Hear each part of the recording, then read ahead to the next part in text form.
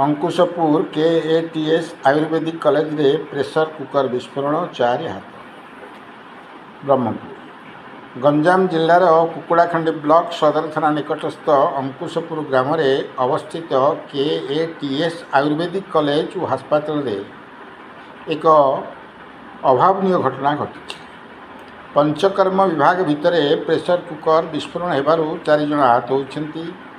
सूचना अनुसार सेक देवा काम समय द्वितीय रोगी पाखे कुकर अचानक विस्फोरण होता। विस्फोरण शब्द समग्र हास्पिटाल कंपमान हो उठिला। झरका ग्लास भांगी सह कांथर मार्बल खसी पड़ा। फल भयभीत छात्र छात्री और रोगी मैंने आतंकित हो बाहरी आसते।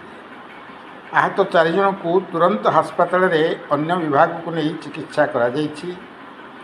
सूत्र अनुसार पुराणा और अति चापरे रही कुकर ही विस्फोरण कारण बोली कहुई। यही घटना पर कॉलेज पक्षर घटना को लुचाइवा उद्यम होता अभियोग होती।